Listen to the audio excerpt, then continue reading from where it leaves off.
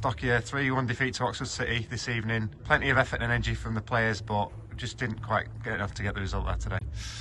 Can't fault them again. Just said it there.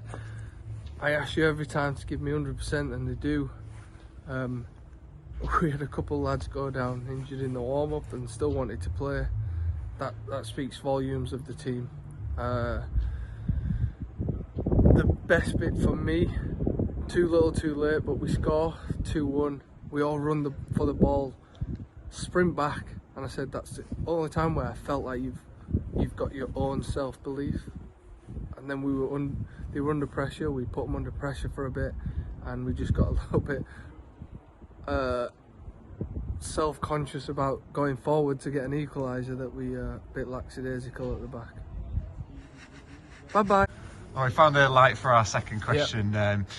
How about João's goal? You just mentioned it there. It was a pretty good strike, wasn't it? Pretty impressive. I've been asking for all of them to shoot as much as possible, and it's João comes up, hits the back of the net, and sends the lads into that belief that I was talking about.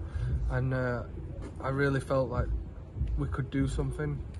Again, lackadaisical for their third goal, just not picking up men in the box. Only men can score, not space. But look, again, can't fault them. These lads have put their heart and soul in since I came in, without any help, as in being able to bring anyone in. So I'm never going to fault them no matter what happens.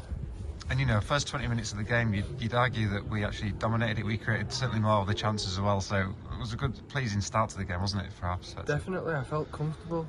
And then we get to our dreaded 25 minutes where if we can get past that, then you've got to get past the 40 minutes.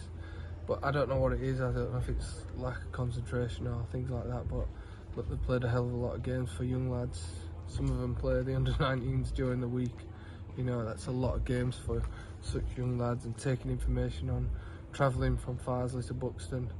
I think we might have travelled the same distance as Oxford tonight, so it takes its toll, and that ain't excuses. It's just a group of lads that are down, struggling, and they keep running for me, so I just want to praise them. And tonight's result unfortunately confirms mathematically relegation. I think obviously the lads have been putting everything in, week out, but it's kind of been looming and it's kind of officially stamped as well tonight. So obviously a little bit disappointing, but obviously looking forward to next season, and it's part of the rebuild, isn't it? As a football person, it was soul destroying coming in, but I kind of had to take that away, pressure away from a set of young lads. They've been thrown into a situation that they didn't cause, and it sounds really strange, but I had to take that out of their mind, and they still say it was in their mind. And look, the young, the club hopefully will survive. That's the most important thing, and these lads have helped do that. If the club survives, it's the main thing. Football is secondary, because we can always find players, we can always play in a different league.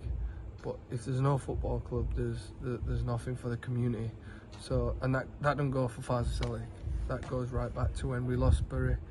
And I said it should never happen again to a football club. So if we have to start again and rebuild and stabilise again, so be it. And we have a football club to compete at. And just want to thank the lads at Oxford City with the nice words that they said about us, the club, the lads. And we've had that from a lot of clubs.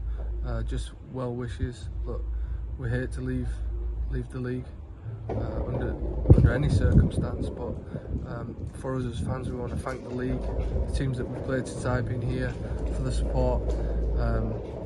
It's been a really bumpy ride that fans that have come here especially have helped us along with, and it just shows the football community. So on behalf of Farsley Celtic, we thank the clubs that I've seen, but most of the league, for well wishes and support when needed. Definitely, we've seen the best of the football community, non-league community, at its best in terms of donations, etc. And we can't thank you enough. Sorry, and there's still obviously 5 games left. The story doesn't end here, does it? So no. There's still more opportunities for these lads to prove themselves and keep going. That, and I know they will. We made a pact that it doesn't go downhill.